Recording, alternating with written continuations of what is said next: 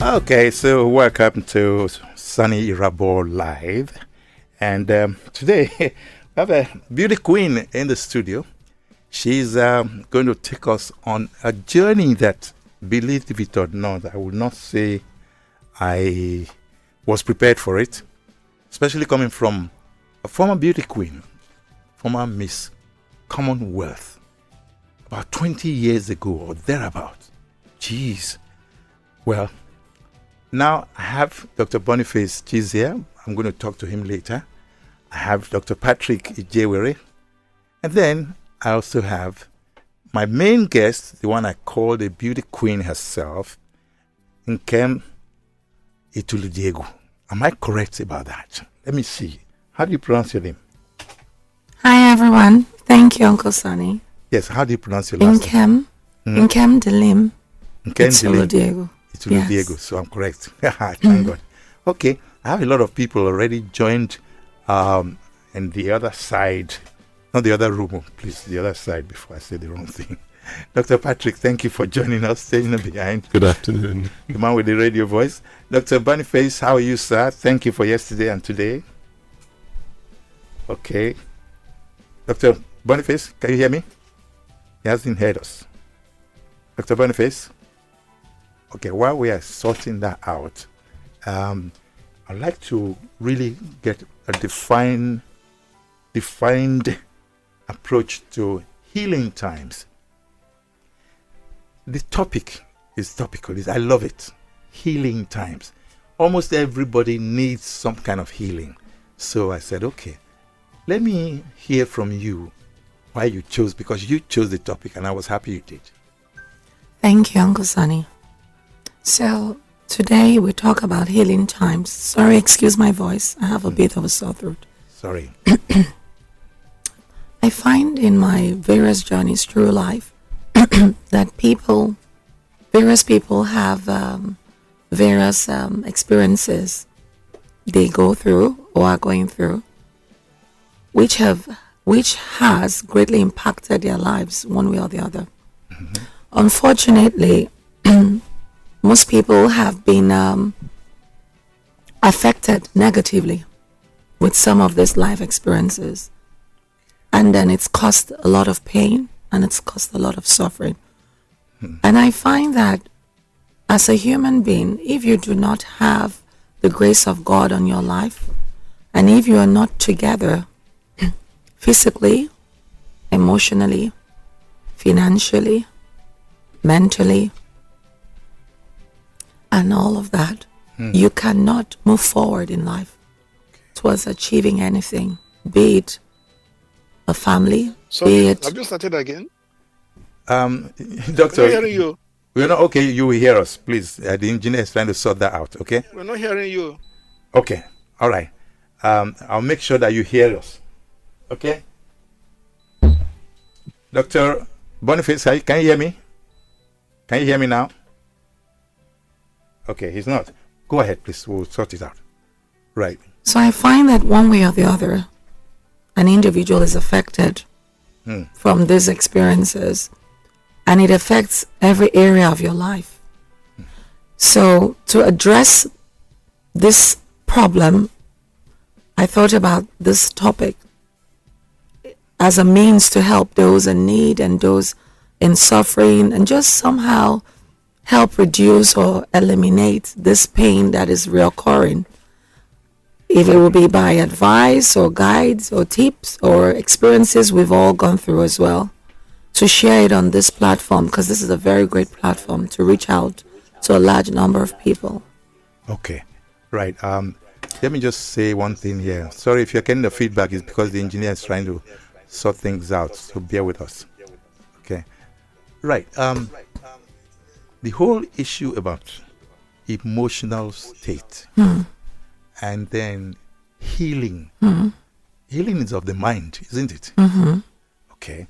But let me quickly establish Dr. Patrick Ijewere, who is a wellness expert. Dr. Patrick, you're welcome to the show. Greetings, Uncle Sonny. Greetings, Madam.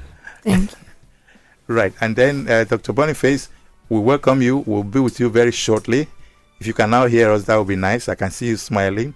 And there's Denkotek. I don't know who that is, but Denkotek must be somebody that knows us and we know you. We'll talk to you very shortly as well. The engineer is working on making sure that everything works well. But let me ask you, Nkem, if you don't mind me calling you Nkem. Yes, please. Yeah. Nkemdilim, you said. Yes, please. What does that mean, by the way? God's own. That might own be for me. And then couples married from the Igbo tribe. That's how you call your husband and wife. Nkem, my own. So I'm God's own first. Okay. Then I'm my parents' own. And then I'm my husband's own. Okay, beautiful, beautiful. All right, so Nkem, Nkem. Nkem. Yes, I wanted to fit my name in there somewhere, but it didn't work. So it's right. Now, Dr. Patrick, let's look at the whole aspect of emotional, the mind, mindset, the emotions, and then healing. What does this all mean anyway? Let's put it in a perspective that the human body really starts as a spirit being. Yes. Before the physical journey ensues.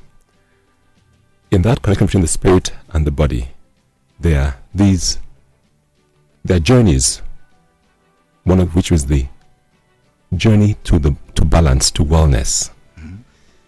Whenever there's an event that pulls us away from wellness, then we bring in the word healing to bring us back into that balance, that spirit, mind, body balance.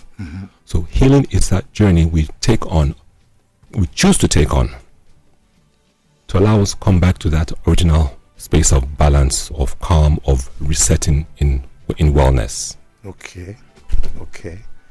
Well, okay. Boyga has just joined us. Dr. Boniface, can you hear us now? Yeah.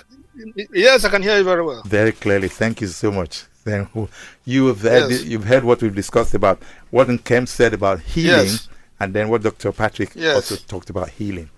Now, my question about healing: can verbal utterance lead to emotional disability, or what? Oh yes, sir.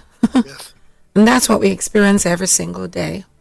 But I would always say, and I would never change this, I've always said this from when I was a young teenager, that when you have self-respect and you have great self-esteem, and then you also have great self-actualization, when you appreciate yourself as a human being and all that God has done, that's when you begin to appreciate the life of another person.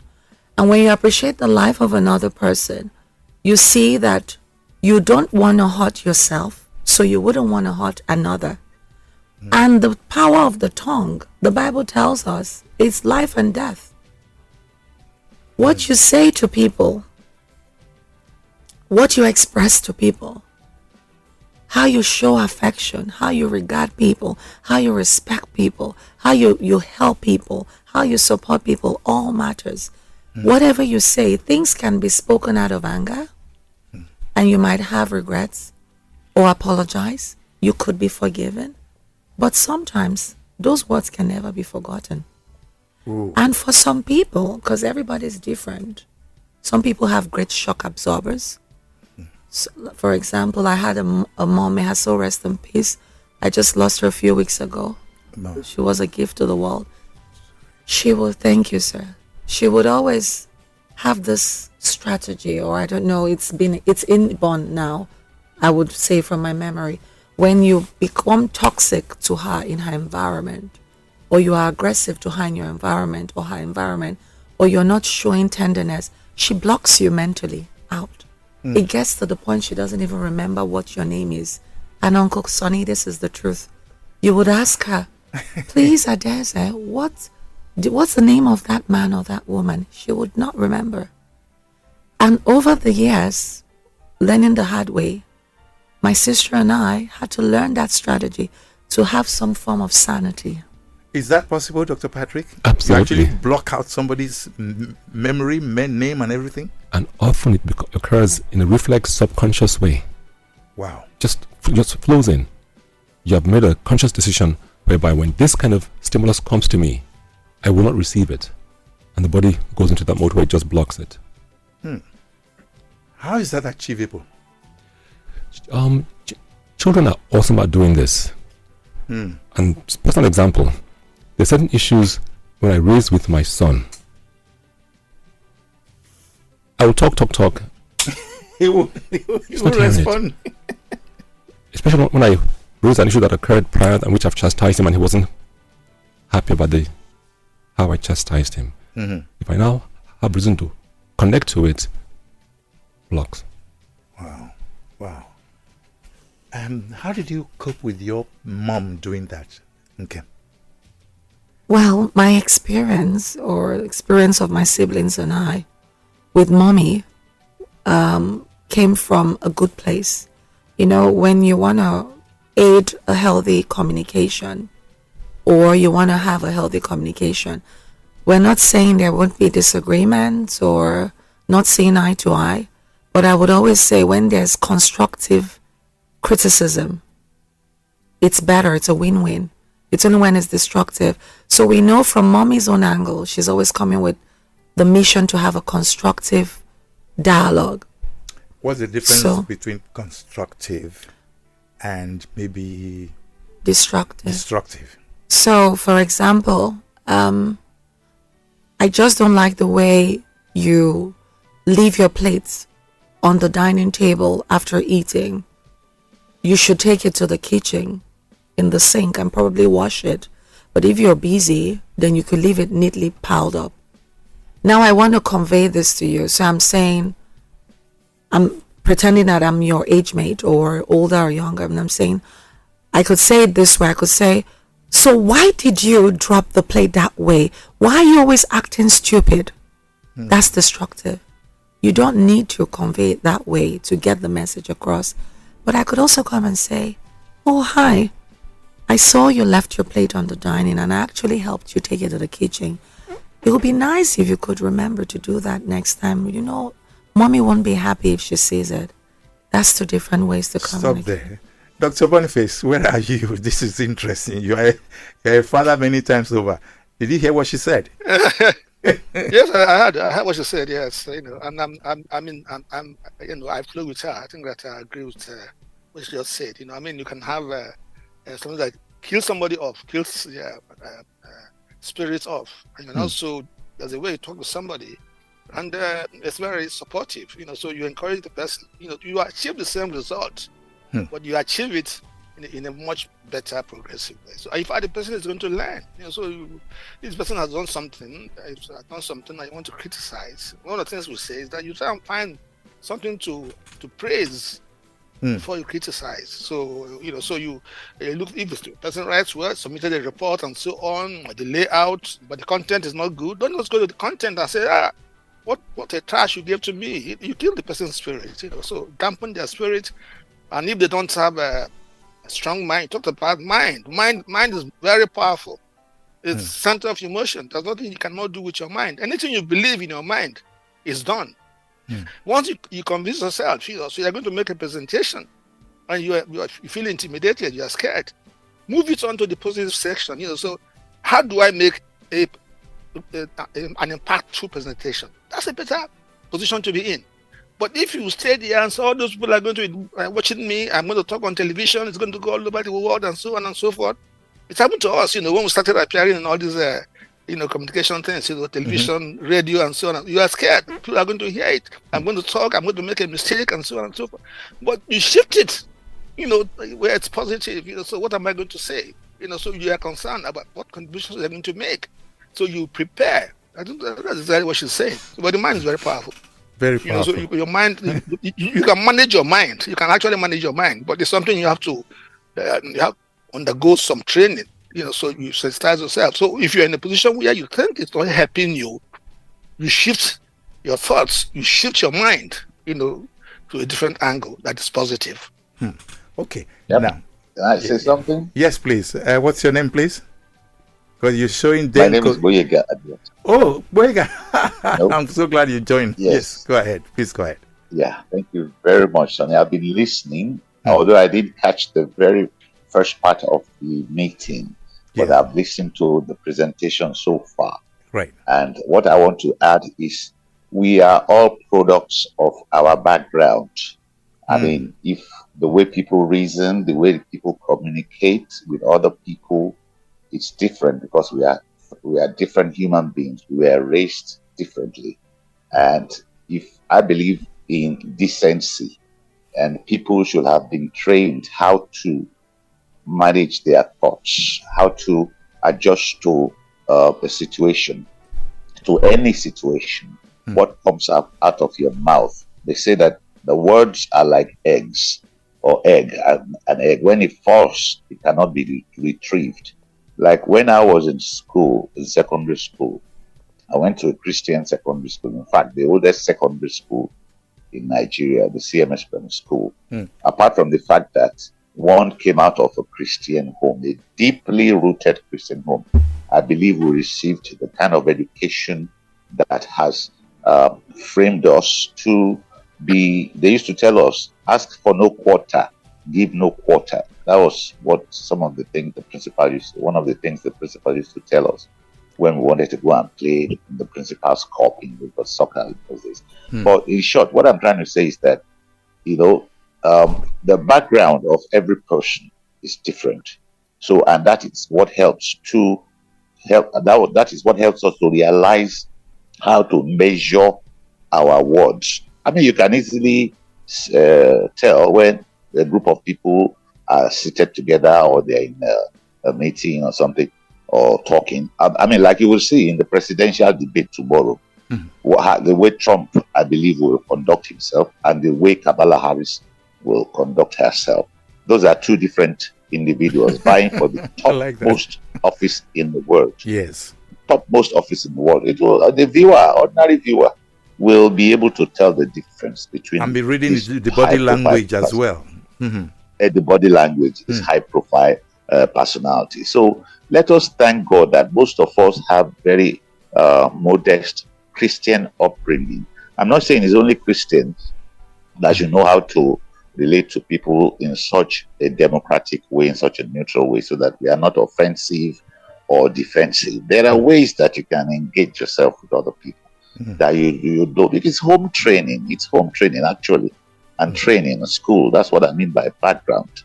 If one has received enough training, I think at any time we will know how to conduct ourselves. Whether you are dining with kings or dining with paupers, it doesn't matter. I think the experience over the years and the training, modest training, tells a lot about each individual. Thank you very much. Thank you so much. Thank you. Sonny, can I add something? Yes. Sonny, can I add something? Please? Yes, please. Yes, what is said now is quite correct. Yes. What is said now is quite correct. Formation is very important, but you can always learn something. So we were not fortunate to have been brought up, in a civilized manner and so on and so forth. And then if you are willing and you keep an open mind, you can learn. You make an attempt. So you don't have good manners, you can relearn it. You can learn good manners. The world never stops teaching us. We must be open to learning. Thank you. Thank you very much. Dr. Patrick, go ahead. As Nkem was talking about constructive and destructive words, I had a flashback. A few days ago, I was at a program here in VI, and Wale Adeniyi was speaking, the Stanbic CEO, and he gave this acronym, SPARKLE. He said the L stands for leadership and also stands for ladder. He said a leader is a ladder. By everything we do, we are either helping people up the ladder, we are pulling them down the ladder. So be very deliberate in what you say, in how you position things, how you create an environment that as a leader, you are a ladder for others to grow physically, emotionally, intellectually. Interesting. Now, what kind of emotions are there beyond what we've talked about so far? Because from all I'm seeing, relationship issues, what about financial issues? What about, dealing with people? Okay, doctor-patient relationship. Somebody like teacher-student relationship. We've already hinted at husband-wife relationship and all of that. Emotional bullying and things like that. Okay. Because this is your topic.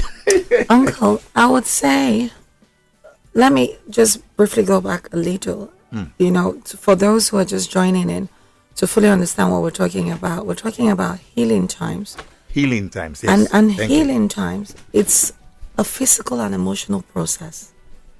And it's a journey that is different for everybody. One of our guests on the show talked about your training, home training, all that. And another guest spoke about even if you don't have that home training, you can attain it.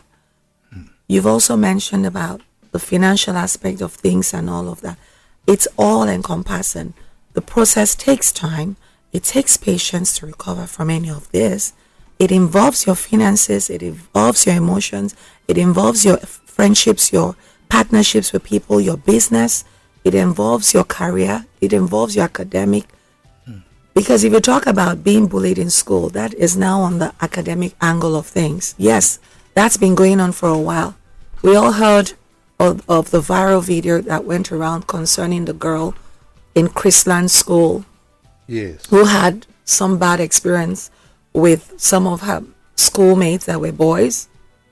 We also heard of the Dowen College child who died in Jestu from his experience with bullying. Unfortunately, children are canvases or like canvases.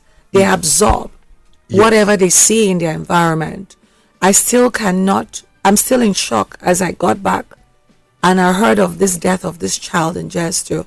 I don't understand it, and I still don't, and I don't want to break down how a child who hasn't even gotten to ages 15 or 14 dies in the school premises as a boarder because of conflict or pain inflicted from his seniors in school, or because of some reason. I know it's a controversial topic of his health being affected because he was not even at that, the more reason the school authorities should be mindful of how anybody bullies any other person. You know, I would always say this: where you go to every day or spend 5 days out of 7 days in a week, and the people you go to meet during this 5 days of a week become your adopted family. So I see the school not just as an institution, I see it as your adopted family, from the head teacher to the EDS to the principal to the teachers. They are the ones that will know what goes on with your ward, your child, when they spend most hours of the day with them. Sometimes the school even gets to tell some parents what's happening in their homes that they're not aware of. There's a question coming in from the WhatsApp. Oh, by the way, let me quickly refresh your memory about our numbers. 0700 923 923 923. Yes, calls have been coming in. Please, you can call now. I will take your calls.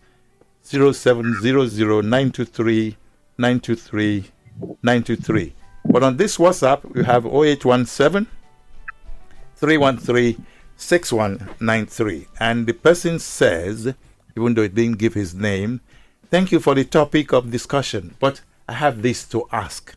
Please, in a situation where an older person speaks calmly to a younger adult, first time till the third time, yet the younger adult didn't yield, if the older one ignores or decided to move on, the burden or undone activities of the younger falls back on the older person in the end.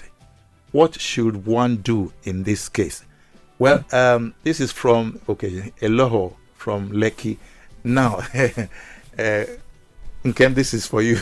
I think you should be the first to answer that before I call on Dr. Patrick and Dr. Boniface.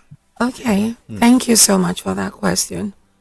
It's not all the time that two parties or two people involved in a dialogue will both want to have a communication process going on at a particular time.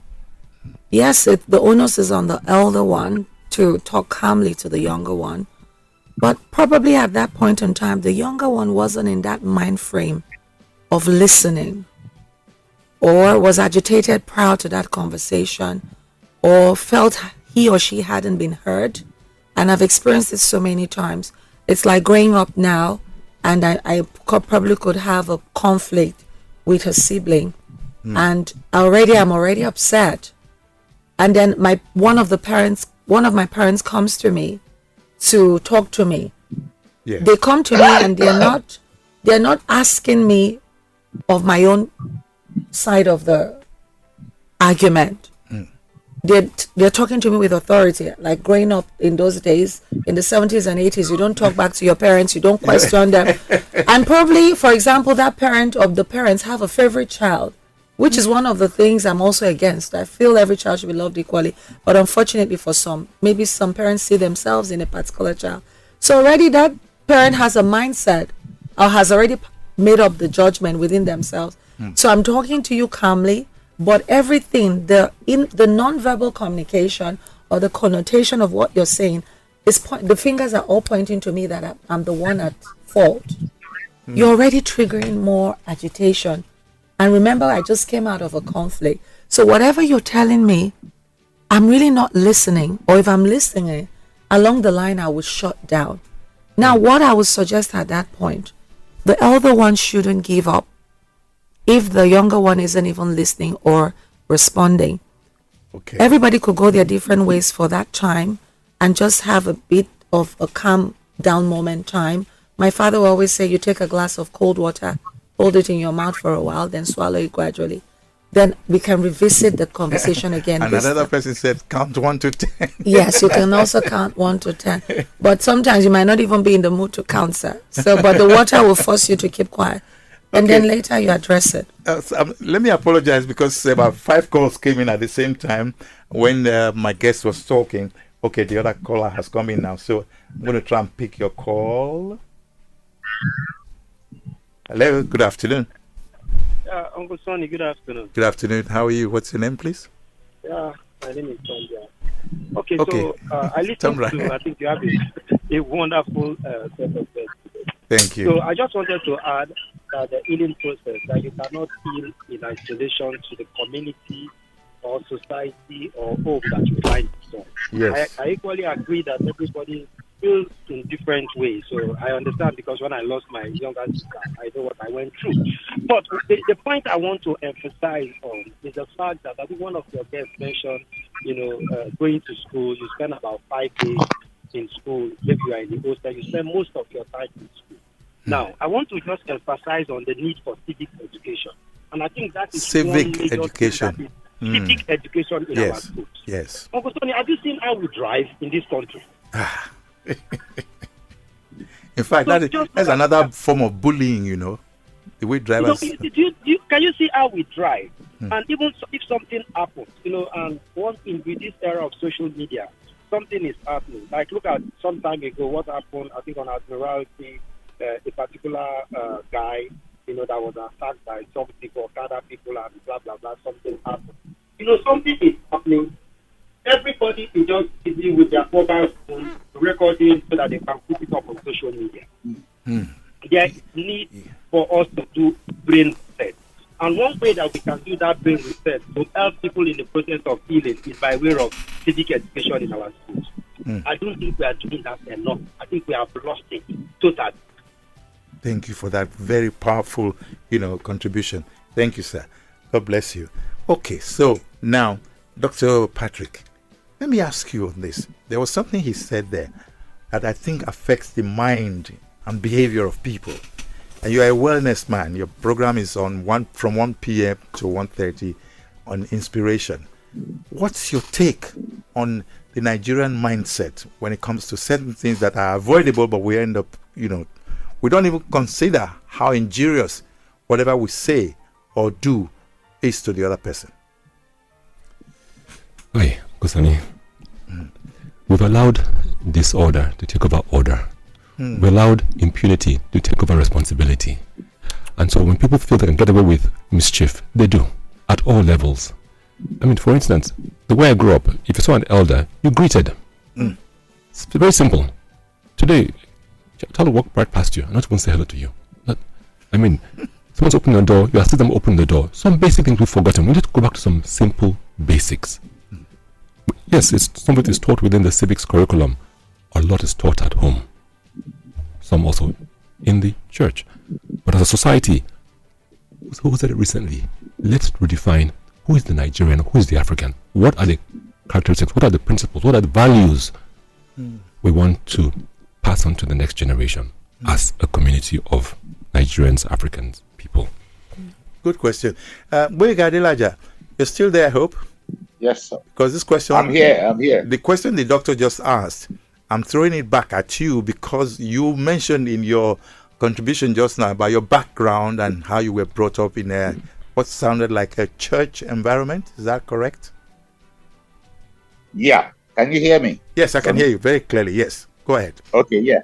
Yeah. In a church environment, in a very sane environment, I would consider myself lucky because my father was an archdeacon of the Anglican Church. Both of them were educationists, and they trained so many Nigerians that have become. My father was Chief Shonekon, former interim head of state, principal at school, and so many grammarians, Akintola Williams. So that's the kind of background I come from. Okay. And I'm not saying, like my brother said the other time, that even if you come from any background, you should be able to learn or imbibe certain culture that can help you survive decently in this world. But in a country like Nigeria, where the leaders cannot show example, where everything that surrounds us I wouldn't say everything that surrounds us. I mean, from independence in 1960, we know how the path that the country has gone through. You know, some of us went to school in the US. It's not a Nigerian problem, it's peculiar to the whole world, but I think it could be better. So what I'm trying to say in short is, your background definitely helps you to build the character, the much desired character. Like for me now, I didn't finish my university, to be honest with you, because I think I've discussed that with you before, Sonny. I went to study architecture when my parents would have said go and study music, like Fela, which was my first love. So I couldn't pass the mathematics, the calculus and all that. But I imbibed some culture in me that has helped me. I'm not the best guy, but I know how to conduct myself anywhere. I'm a rascal, just like most people. When you say rascal, I'm a socialite. I have many friends. You know me well. Yes, so of course. I can dine with poppers and I can dine. I'm at home with the area boys at those. When they bash my car, I come out of my car. Like Charlie Boy. Yes. So, and when I'm with some people like Ode Totumba Balo, chairman FCFP, or Ladi, you know, I'm at home with everybody. And I think it's the background, which is very important. But like my brother said, we can always imbibe that decent culture. But in a country like Nigeria, it's difficult, especially in Lagos. Then education is very, very important. That is why we must strive to give our children the desired education from secondary school, at the formative stage of our lives, you know, and you know how the standard of everything has fallen. You know, Sonny, in our own days when we were in school, it was very, very high standard. We have teachers from England, from America, who taught us how to play basketball, Edward Cortinos. We had good science laboratory. We had, you know, high quality education. We have schools in Lagos today that don't have books. You know, some of the teachers are uneducated fools. That's another educated fools from uneducated schools. That's another area you just brought in. It's so terrible. Let me take this call. Hello, good afternoon. Okay. Hello, good afternoon. Hello. Yes, how are you? Mr. Sonny Rabo. Yes, sir. Good afternoon. How are you today? Good afternoon, sir. Good afternoon. What's your name? Yes, very clearly. We can hear you very loud and clear. Yeah, Simon, calling from Abulega. Okay, go ahead, Simon. Yeah, I want to ask your guest a question. If you are in an environment where for you to get results, you have to use toxic, as in you have to very thick language, like in an office, in a company, for you to achieve positive results, you have to use very toxic language. If not, you will not achieve results. What do you do in that kind of circumstance? Please, where can you go ahead? Everybody uses it. Everybody knows it's a culture in the environment. So, thank you for that question. Like I said, everybody is different and respond to, it's a cause and effect anyway, but respond to situations differently. I can speak confidently about myself. Now, personally, I'm a very spiritual person, and I have a very close relationship with God. I don't say I go to church every Sunday, neither do I carry the Bible on my head. But when you love God so passionately and adore all that He does, you want to live the best you can, being Christ-like in your ways. Be it from the fact that your family was in the church, has a churchly background, or they're pagans, they don't even believe in God. But the point is that I found God personally, aside from being raised in a family that goes to church every Sunday. I had to walk that journey with God personally, and that molded how I react, or how I grew, and how I experience life. So when I see the things that I know that my God abhors, which is your God, He's one God, and I see that, I always am conscious of asking myself, this thing that I'm about to say, would it be right before God? If I check, then I ask, this thing I'm about to say, will it be right before myself? That's what I talked about, self-esteem, self-respect. If I check it, like the Rotary Creed. Go ahead. So if I check it, then I would say, this thing I'm about to do, is it going to be right before my family? Because God first, yourself second, your family third, then you start talking about career after that. And the Bible tells you this. Once I can check those lists, then I go ahead and open my mouth. And because I'm a very intense person, I really don't want to be hot. So I try my best that whatever comes out from my mouth will not hurt the other, at least knowingly, because I want to be treated the way I'm treating others. So I think that personal consciousness, if I want to give an example, we have the great Obama, Barack Obama, who was the first black president of America or the United States. Look at his history. He had a father that practically abandoned him, was raised by his grandmother, not really even his mom, and in an environment where there's a lot of racism already. Even till tomorrow, a lot of people are not happy a black man won that election. But he chose not to toe the line of his father, and he comported himself, trained himself, worked on that journey. His grandma showing him love and all that. He was able to dialogue with people in a respectful manner, to the point that even the whites found favor. But it also tells you, for if a man's way pleases God first, He maketh even your enemies find favor in you. So he had done it right before God. That's what I feel. For every king, for every Igwe, for every Oba, for every president, that is a crowning. That crowning must be ordained by God. In the Bible, we had some bad kings and good kings, but God allowed everyone be anointed. So once you know you're going to be in existence with other human beings, you just have to go back to that spiritual level, knowing that man didn't create himself. There's a supreme being. What was I created for?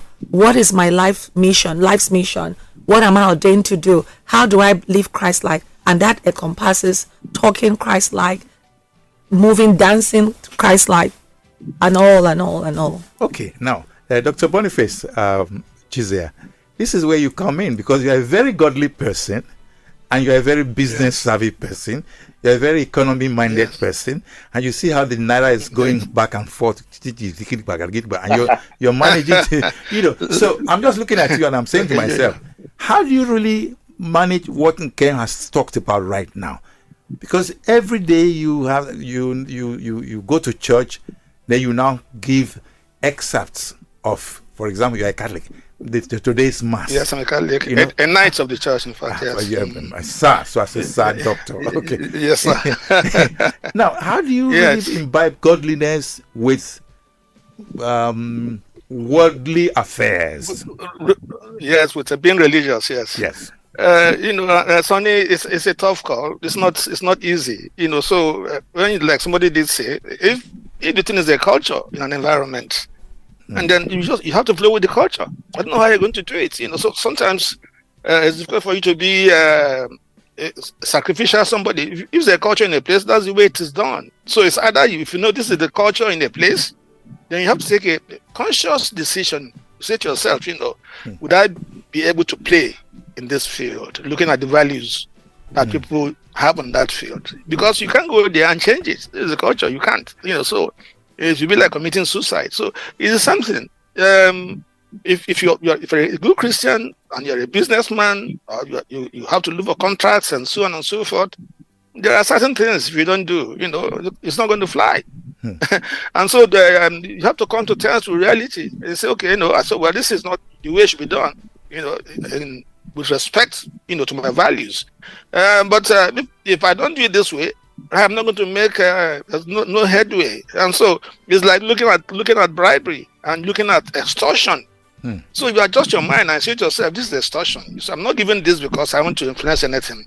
I'm doing this because I have my money to be paid and somebody's Am I breaking?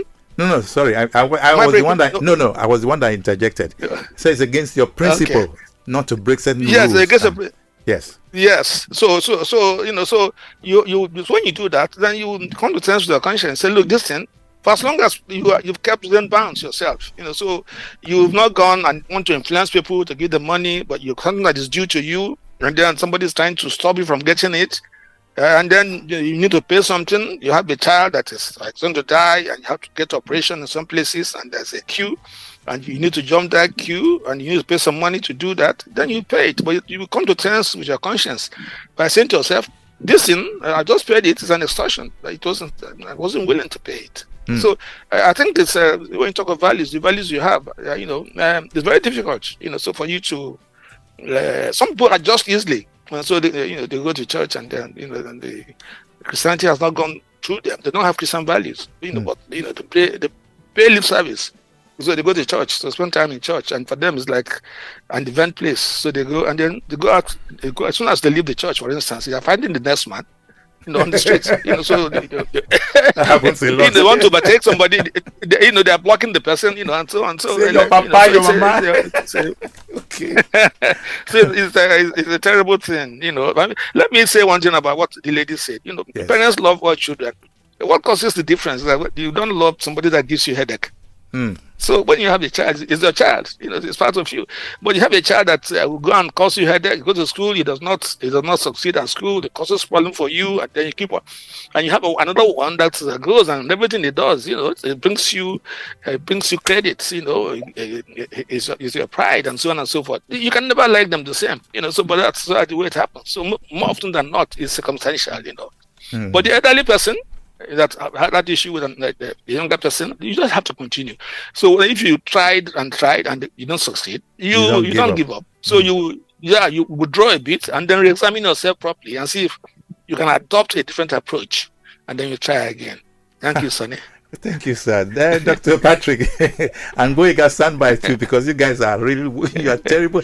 You see, you are very equal to the task. See all these men. Okay, Dr. Patrick, I see you as a man of God as well, and a man who deals with patients every day of your life, since your adult life, And having interacted with you, I've seen the way you maintain some form of self-control. That's where I want to bring you in. How does that work with you? All right, there are about three areas here, Uncle Sonny. Okay. Just a quick comment on the younger, older. Yes. When you hear stories of people who are successful adults today, there's periods where they had serious mischief, or they had the blockage, they were not listening. From their past. Recently I was at a place where what's his name? The philosophy producer. Yes, Benzini Doniche. Yes. Was sharing some of the mischief of a little grandson. That's a big boy. He's a big boy today, successful. Yes. So in this kind of scenario, we the older one should always exert tremendous patience. We're all on the journey. Sometimes we're not listening. We're tuned to another radio station. Give room for that, but persist in giving the guidance and giving the spiritual space for them to grow. Patient, parents, be patient, give room in all aspects, but keep talking. Something like registering. That's a good one. Boyega, where's Boyega? Oh, he has disappeared. Okay, right. Okay. He said, keep talking.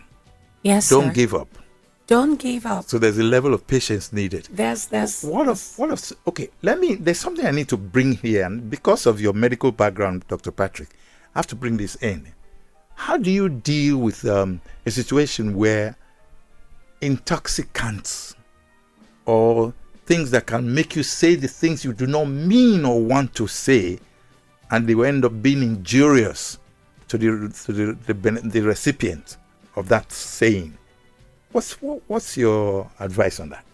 It's a huge area because in many adults, it's the underlying cause of their chronic medical conditions.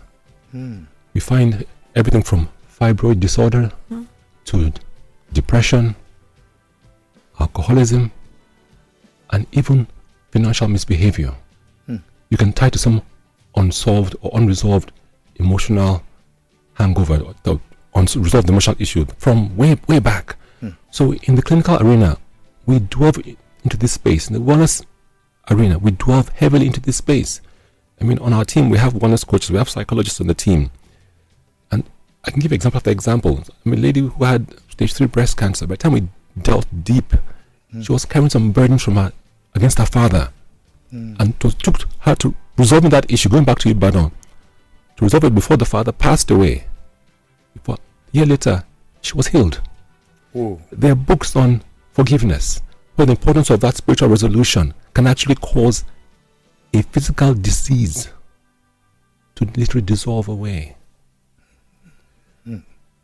Wow, this is serious. Very, very thought-provoking indeed. Well, Miss Nkemdilim Ituludiegwu, right? Mrs. Sorry. No vex. Mrs. I've been looking at the many years ago. Yes, sir, I know. Of the beauty queenship. Sorry. Yes. If you look at life, yes, sir, as it is, can we drop this meanwhile? Okay, sir. Sorry, sir. Oh, sorry, sir. Sorry, sir. Sorry. Okay. Dr. Boniface, did you hear that? Now, if we look at life in its very, should I say composite? Yes, but then very intimidating form, that tells you have no choice but to do what you're supposed to do because you're supposed to do it. How do you manage a situation where you cannot convince anybody except yourself and your God the intention behind your doing whatever you need to do? Do you understand that question? Yes, sir. Okay, ma'am. Sorry, sir. Yes, ma'am. This is the first time I'll be live in the studio on radio, so I thought I'll have my nerves take over, and then I wrote some things on paper. But I find now, because of the beauty of the environment, the good people around me, and the spirit and vibe I feel, I'm at peace and calm, and I'm actually talking from my heart, not even looking at the paper, because I haven't even touched anything on it. So as I answer this question, sir, I would speak from my heart what I would do in the situation you're talking about. Everybody, again, I would say, reacts differently and experience things differently. And I'm going back again to the spirituality level. Yes. And I'm laying emphasis on the fact that you don't have to be a church goer or going to church every Sunday. Neither do you have to know all the passages of the Bible. But I know that everybody recognizes there's a supreme being who created this world and the world outside the earth. And then we're in reverence of this supreme being. And we always want to be in a space where I think everybody loves peace. I know some people can be cantankerous and toxic and all that. But if you look back, according to some of our guests, they had wrong upbringing, wrong foundation and all of that. But I mentioned Obama's example because I said his father told a certain line. He chose not to toe that same line. Fela told a certain line. Femi Kuti chose to toe another line. He could have chosen to have 1,000 wives like the dad. He could have chosen to do certain things. He didn't. But he had a spiritual level. He's quite a spiritual person in his own way. I go to my spirituality. And because I love my God and who is our God, and I just don't want to have my garment stained before his presence, I have to live to the best of my ability, Christ-like to the best of my ability. I can never be perfect. You can never be perfect. The only perfect person I know that came in human form is Jesus Christ. But because I know my garment mustn't be stained before him, I have to be conscious of how I speak, how I talk, what I think. Oh, be careful, little eyes, what you see. Oh, be careful, little ears, what you hear. For the Father up above is looking down on us. It's a little rhyme we had when we were kids. It stuck through my mind. You have to watch what you see. I know social media is important. It helps our businesses. It gives us leverage. But there's so many things we see on social media, even as an adult. That we should not even see. I close my eyes till now. Yeah. I'm still uncomfortable for a man and woman together in an uncompromising or a compromising situation. I'm uncomfortable, but that doesn't mean I can't say. The musicals I hear, I love the vibe and the reading, but I don't love the words. I shut down. Then imagine children who don't have that parental guidance or check. Parents are now doing 3-4 things, multiple streams of income to survive and give the kids and their what's the best. Where's the time? You're left with nanny. What does nanny listen to? My nannies listen to their phone between the hours of 11 p.m. I'm sorry I'm exposing my household, but so if it will help someone, till the early hours of 3 in the morning, because I think data is free then. And they grasp a lot. And then you leave your home. Daddy and mommy goes to work or doing business. And then who do you think is impacting the children when they're not in school? The same maid. And then when I say your adopted family is your school, it's true. You can't be my student or my pupil. And I know you as being chubby and glowy and beautiful. You come in looking emaciated. You come in looking pale. And as a mother or father, as the teacher, I wouldn't want to know what's going on with this child. Usually you answer 10 questions. Now you're answering one or you're just mute. I wouldn't want to know. And this child is with me 5 days out of the week. It's not about class. This person's father is a rich man or this person's mother is a businesswoman. Every child is equal. Every child deserves love. Every child deserves the opportunity. Because the foundations haven't been set right, they grow up to adults. Most of what we are suffering today as children is the foundations our forefathers laid. I don't know the foundation my great-grandfather set on ground, and I don't know what my mother set on ground, and we're now suffering that. And if you want to liken it to the Bible, when David did wrong before God, he's a man after God's heart. Not because David was perfect. For Christ's sake, he killed his friend and took his wife. And so many other things. But look at David. David was always in the bush or the bushes, shepherding the sheep. He wasn't even loved by his father. When Samuel the prophet came and said, sorry, not trying to go biblical and preach, but when he said, God has sent me to anoint. It's one thing to be anointed, it's another thing to be appointed. They kept telling Prophet Samuel that all the sons I have, the father of David, are here. And he kept saying, there's another son you're not telling me about. Why? Because the father rejected David. His mother was promiscuous. He saw him as a bastard, but didn't have a choice because he was married to her. So David, if you really look at it, never really had fatherly love. There was biased love. So it was God that actually anointed and chose David. Yes, sir. He was anointed and appointed, but it wasn't time yet. He was anointed first, had to go under the tutelage of King Saul, had to learn under his enemy. King Saul was his enemy before he had the time to learn from that, even when Saul wanted to kill him. But what am I trying to say? David never got fatherly love, so couldn't give his own children the same, aside from the love child. That's why you have issues of Absalom, his son sleeping with the mother and all that. You ask yourself, how good was David as a father? Or how much of fatherly love did he get? So whatever you don't sow as a seed, I can't sow good corn and harvest rotten corn. What you reap is what you sow. So the foundation is not right. Foundation with the academics, with the church. I've run to the church in time past and I didn't get healing from the church. I'm from an Anglican and Catholic background. My cousin died in Germany. I'm sorry, I don't want to go all emotional. But because I'm tired of the suffering and these things, it's a journey, but it's achievable. And the church didn't really give me that, but they gave me the foundation, knowing what to do as a Christian, how to call on God, who God was, the works of Jesus on earth. But when it came to the real realities of life, when you're having challenges with being a mom for the first time, childbearing, marriage, business and all that, I didn't find it in the church. I had to walk that journey the hard way and learn that even when man fails you, for your mother can fail you, your father can fail you, but God never fails you. And to reiterate it, Islamist, Nkankaist, Buddhism, they're all good religions to those who appreciate it. But what sets Christianity apart is the only religion where Christ died, rose again after 3 days, and gave us salvation. Okay, now, this is all so encompassing, and I just have a few minutes to go. 30 seconds from each one of you, and I'm going to end with you, Nkem, because you have to tell me really your thoughts so far. Okay, Dr. Boniface, 30 seconds. What's your message to the world on this? Don't forget the topic is healing times.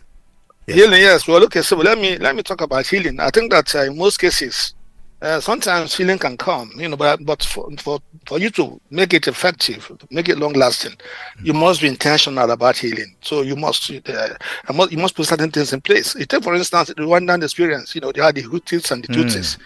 Now, after that massacre, the Muslims were killed. Ethnic profiling and so on and so forth. You can't go to Rwanda today and ask somebody, "Are you Tutsi or Hutsi?" That was expanded. And so you have the Nigerian civil war experience, so we're supposed to have reconstruction and resettlement and so on and so forth. Now, for instance, the Nigerian situation was not healed because, again, the phobia, Igbo phobia is still there. So for you to heal, you must certain. Sometimes you could lapse into receded memory, but often you have to be intentional about healing. Okay, I'm going to stop you there.